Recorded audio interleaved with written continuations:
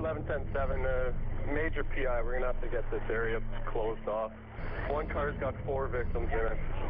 3 fully conscious and 1 is semi-conscious. They're using adjustive life, just stabilizing the vehicle as we speak. Point 2C, fires have been able to remove the roof and now have access to the 4 victims. The speed at which emergency responders need to work to get to a scene and cut victims out of their badly mangled cars can mean the difference between life and death. Brampton Fire and Rescue Service attended the fatal collision you just heard and rescued 3 people from the wreckage. How do they get so fast at doing this? They practice and compete and learn from their competitors. The Brampton Auto Extraction competition team went to the United Kingdom last summer, and they practice regularly for events like the regional competitions sanctioned by the TERC Canada. The practice sessions and events like the Ontario Northeastern Challenge that took place last summer are one way they can improve their skills. These challenges are in the mindset of sharing and learning and creating new things and developing new ideas. The only thing different for us is traffic control or scene safety. It's essentially eliminated here. We've assumed that that the scene has been secured and the road has been shut down by PRP or by the fire truck blocking off the road. But after that, they're very real, live patients with simulated injuries. They try to make it as close to real as possible. We're a very new team. This is our first competition with this crew. Everyone on the team gets to benefit from new tools, new techniques, and it is a learning thing, and they try to translate anything that they have learned from these competitions back to the crews on the floor. And that directly benefits A, the crews, and B, that the people that the Brampton Fire Department serves. Two scenarios that we participate in, or each team participates in over the weekend, one is the limited pit, which is essentially old school. Your hand tools, your sawzalls, anything. We're allowed to use just about anything that we can use off of a fire truck, with the exception of anything electrically driven hydraulic pumps or gas driven hydraulic pumps. So no jaws of life, no cutters. We're allowed to use manual hydraulic tools along with sawzalls, and a variety of other little tools that we have are very common with frontline apparatus.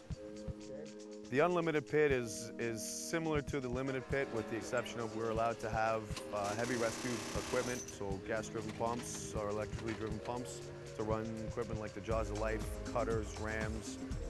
Just a little bit more realistic. It would be something that would be on a rescue truck in an apparatus on the fire department.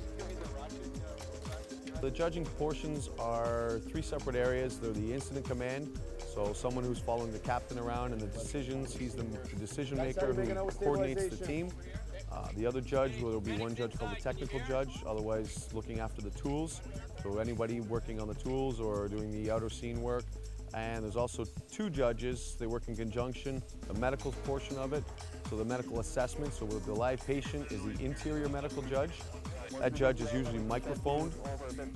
The exterior medical judge can hear the assessment from our medic from the inside, and between the 2 of them they confer after the scenario is over, and they make an assessment or provide a critique on our medical assessment skills.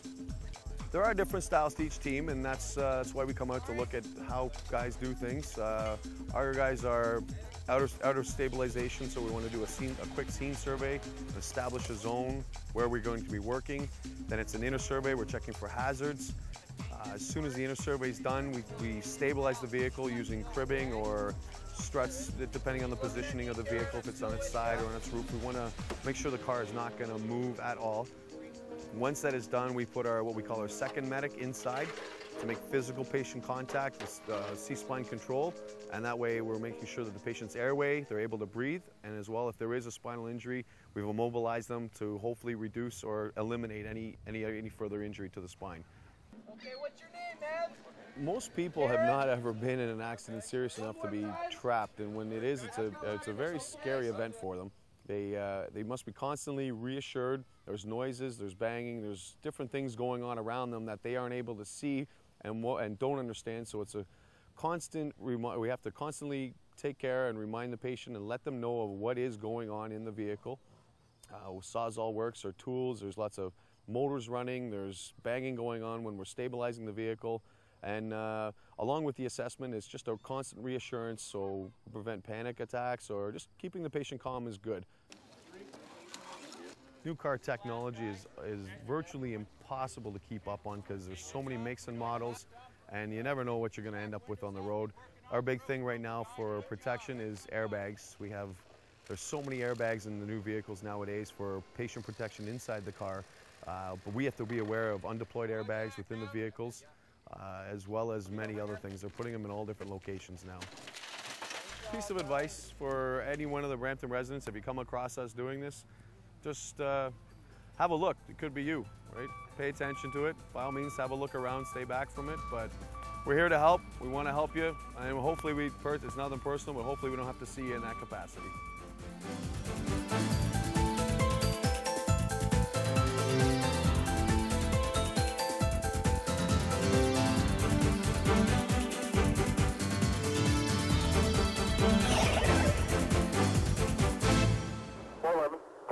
Eleven 5 to 78.